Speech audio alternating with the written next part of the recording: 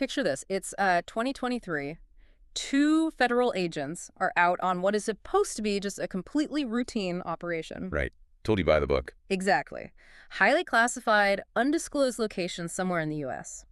Ordinary evening, nothing weird going on. But then they happen to look up. And hanging in the sky is something that just, well, it defies all their training. Mm-hmm. It's this spherical object, glowing vividly in this intense, burning orange color. The agents just stop dead in their tracks. It hovers there, holding its position perfectly, and then it just vanishes. And, if that sighting existed entirely in a vacuum, we could just write it off. Right. Weather balloons, swamp gas. Exactly. We could say it was a weather anomaly, a trick of the light, maybe an equipment malfunction. But the very next day, a different team of agents at a totally separate location experiences the exact same phenomenon. Wow. And then a third team. Over just 48 hours, you have 3 separate teams. That's 6 trained federal officers witnessing this exact same orange orb, and they all submitted legally sworn statements. And the statements describe this escalation that sounds, it sounds like something straight out of a sci-fi movie. Because it wasn't just a glowing sphere. Yeah, it gets much weirder. Right. Eventually, smaller red-colored spheres started launching out of the massive orange one. It functioned exactly like a mothership deploying a fleet of smaller fighter craft. The large orb appears, launches the tiny red orbs, and then just vanishes. Meanwhile, the red ones just scatter. Exactly, they scatter. Moving straight ahead, shooting vertically, diving downward, and this happened 5 separate times. Which really brings us to the 2025 sequel to this event, where the response escalated dramatically. Yeah, tell them about the helicopter. Right, so a senior intelligence official and a whole team of officers boarded a helicopter, and they flew directly to the geographical coordinates where those original orbs were tracked. Mm-hmm. And they actually found one. Wait, really? Just hanging there? Just hovering right above the ground. Uh-oh. But the moment the helicopter attempted to close the distance, the orb shot 20 miles away in an instant. Oh, my God. It moved with a speed that left the helicopter looking like it was standing still. Mm-hmm. And then 4 or 5 smaller orbs emerged from the main object, and they just lingered there for about 35 minutes before going completely silent. Welcome to today's deep dive. Our mission today is to, we're going to unpack a massive stack of newly released 2026 government files, astronaut transcripts, historical records. A lot of reading. A ton of reading. And we want to look right past the standard pop culture flying saucer tropes. We're going to uncover a very specific, hidden 79-year pattern behind unidentified flying objects. We really want to figure out exactly why they only seem to appear in certain places. And what that actually means for global security. Mm-hmm. Because the catalyst for us looking at this today is this unprecedented moment of government transparency. Yeah, the May dump. Right. On May 8, 2026, the U.S. Department of War released its previously classified UFO files directly to the public. And the sheer volume of this data is what changes the conversation from, just internet speculation to serious analysis. And I'll let you run through the numbers on that data dump, because when I saw the spreadsheet, I kind of couldn't believe how much they just handed over. Yeah, it's staggering. They published exactly 162 sensitive files on a public webpage. We were talking internal FBI documents, Pentagon reports, NASA transcripts, State Department cables. Just out in the open. Exactly. Mm-hmm. Plus 28 previously unseen videos and 14 crystal clear images. And out of this massive collection, the government openly admits there are about 400 cases where they have absolutely no idea what these objects are. 400 cases of trained observers and military hardware tracking things that fundamentally break our understanding of aerodynamics. Right. Let's look at the mechanics of a sighting from Greece in 2023. The U.S. military tracked an unknown object hovering over the ocean. It was moving at 80 miles per hour, which, isn't fast. Pretty slow, actually. But then it executed a razor-sharp, perfect 90-degree turn. Okay, wait, let's unpack the physics of that for a second, because that specific detail is what breaks my brain. Yeah, it's wild. Imagine you're in a roller coaster taking a sharp turn, right? You get pinned against the side of your seat because your body's mass wants to keep moving in the original direction. Inertia. Exactly, inertia. Now imagine taking a strict 90-degree turn instantly without slowing down from 80 miles an hour. The G-forces generated wouldn't just pin a pilot to the seat. The kinetic stress would, structurally liquefy any known physical craft. It would just disintegrate. The wings would rip off, the fuselage would shatter. It's like a car hitting a reinforced brick wall. So if a physical object is doing that, how on earth is it bypassing the basic mechanics of inertia? That is the core problem. And that structural impossibility is captured on a nearly 3-minute infrared sensor recording. But the data shows different aerodynamic profiles depending on the region. What do you mean?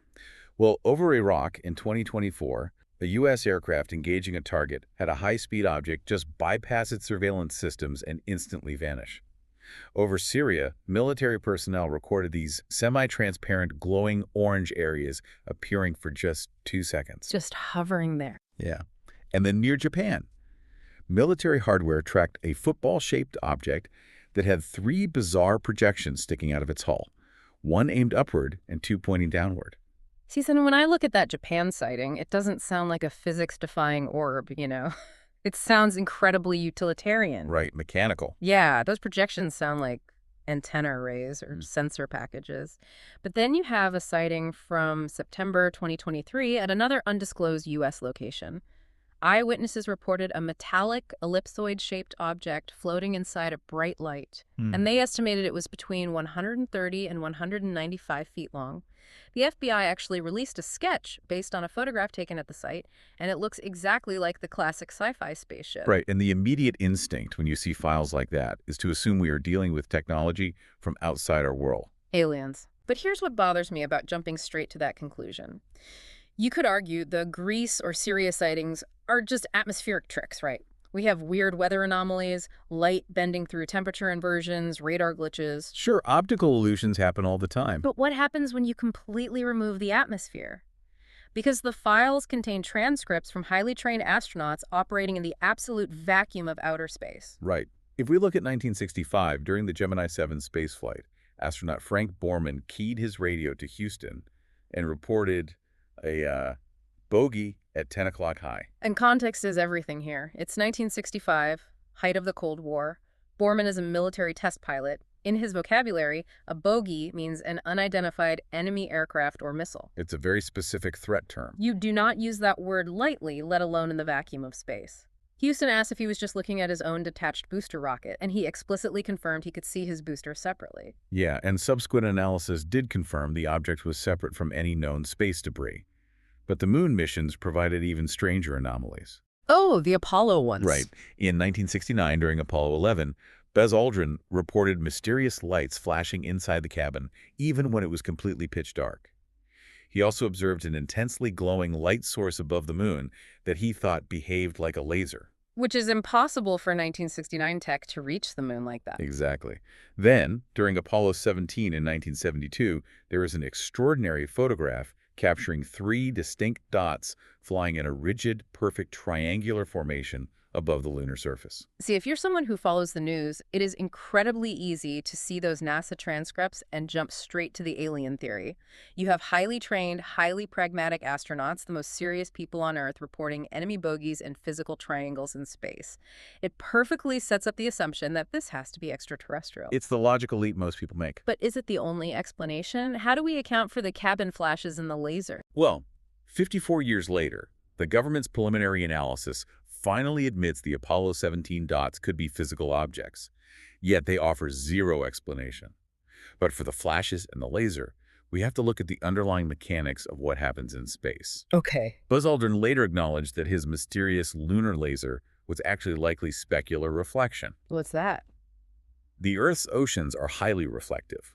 If sunlight hits an exceptionally calm, smooth patch of water on Earth at the exact right angle, it can bounce a concentrated beam of light all the way to the moon. Oh, wow. So it just looks like a focused laser. Exactly. And the flashes in the dark cabin? Neil Armstrong originally stated they were likely just normal sunlight leaking through window seals. But modern science points to something even more fascinating, which is cosmic rays. Okay, cosmic rays. Right. When high-energy subatomic particles travel through the spacecraft, they can actually pass right through the fluid in the astronaut's eyeballs. Wait, subatomic particles passing through their eyeballs? Yes. And when they hit that fluid, they emit a tiny split-second flash of light called Cherenkov radiation. That's insane. The astronauts weren't seeing glowing orbs inside the ship. Their optic nerves were literally registering subatomic impacts. Okay, so the space anomalies actually have grounded, mechanical, scientific explanations, which means we need to redirect our focus back to Earth.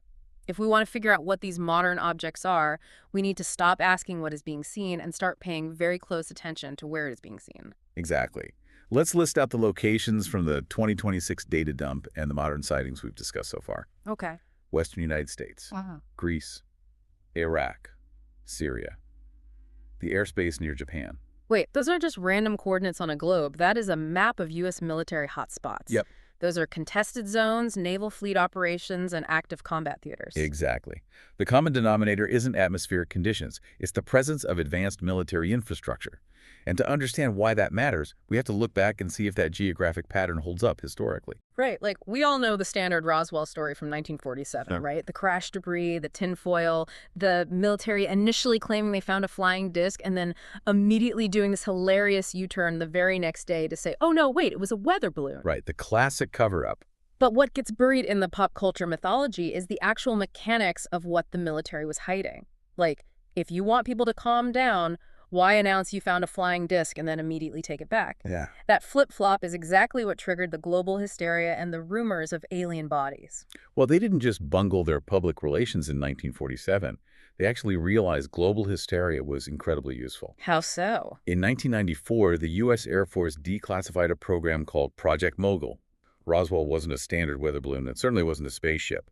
It was a highly classified, advanced acoustic detection array. Acoustic? Like sound. Right. The military had discovered a deep sound channel in the upper atmosphere where acoustic waves can travel for thousands of miles. So they were floating these massive advanced balloon trains carrying sensitive microphones to listen for the distant shock waves of Soviet nuclear tests. Oh, wow. So they were listening for atomic bombs, not looking for aliens. And the alien bodies people talked about. Those were military test dummies. And tragically, in some cases, burned plane crash victims from other incidents. Right. And because the stakes were incredibly high, I mean, America couldn't risk an international crisis by admitting they were covertly monitoring Soviet nukes. They initiated this massive misdirection strategy. Exactly. The CIA engineered the public's fascination with UFOs as a deliberate smokescreen. They actively let the public believe in aliens. It's like a magician's sleight of hand. Think about how brilliant and incredibly cynical that strategy is from a counterintelligence perspective. The military gets to openly test their most advanced top-secret aircraft in the sky.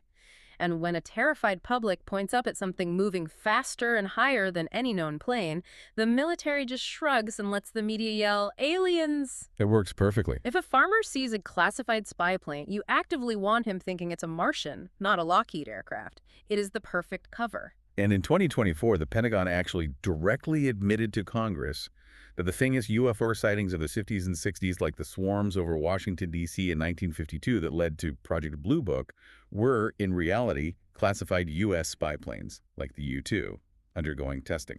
So that historical context directly informs what we are seeing today. If the UFOs of the Cold War were concentrated in hotspots like the U.S., the Soviet Union, and Germany, it explains the modern sightings in Iraq, Syria, and the Strait of Hormuz. Exactly. It points us toward three logical explanations for the current phenomenon. Okay, let's hear them. Explanation 1. It's still U.S. classified tech. We are testing new, highly advanced experimental drones, and the military is perfectly happy to let the UFO headlines run wild. Using the public's obsession as free cover. Right. Explanation 2. It's foreign surveillance. The U.S. deploys its most sensitive monitoring systems in contested military zones. Naturally, that draws foreign intelligence assets who want to figure out how our technology works. Makes sense. For example, defense experts strongly suggest that the 2024 football-shaped object near Japan was likely a heavily funded Chinese spy balloon designed for signal intelligence. The projections sticking out of it were likely just sensor arrays.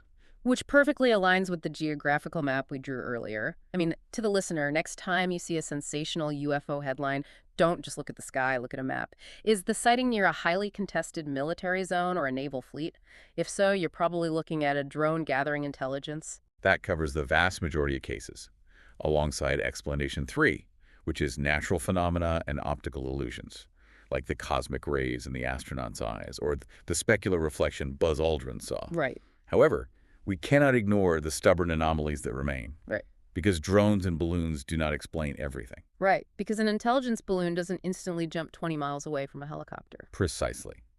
There are cases with zero rational explanation based on current public physics. The 54-year-old mystery of the Apollo 17 triangular dots. The craft over Greece executing perfect 90-degree turns without structural failure, and those massive glowing orange motherships from 2023. Yeah, the mothership. Yeah. Could that orange orb be a foreign rival's drone mothership? Possibly. But the U.S. government deliberately scrubbed the exact dates and locations from those heavily publicized files, refusing to provide any definitive conclusions. Which leads us to the 2024 conclusion from the All-Domain Anomaly Resolution Office, the Pentagon's dedicated task force. They released an official conclusion stating there is zero evidence the U.S. government possesses extraterrestrial technology. And that official stance makes the 2026 data dump highly problematic. Why? Well, the source documents analyzing the release assert something quite concerning. Dumping blurry, context-free files into the public sphere is inherently dangerous. It does nothing to advance scientific understanding. It only fuels rampant speculation and pseudoscience. So why do it? The analysis suggests that some within the political establishment actively use these UFO conspiracies to flood the news cycle. It serves as a convenient distraction, a way to bury controversies, avoid genuine transparency on other issues, and keep public scrutiny at bay. They thrive on the chaos. So if the government knows these files will just cause chaos and they're releasing them anyway, it's just modern misdirection. But wait, let me push back on that arrow conclusion for a second. Let's say we accept there is zero extraterrestrial technology. If those orange orbs from 2023 aren't aliens, but actually represent a rival nation successfully operating a glowing drone mothership right over our heads in classified U.S. airspace, deploying fleets of red fighter orbs, isn't that actually way more terrifying than aliens? Oh, absolutely. That means a terrestrial adversary has leaped completely over our technological capabilities and our understanding of physics. It represents a profound security and intelligence failure, which is exactly why understanding the geographical and historical context is so crucial.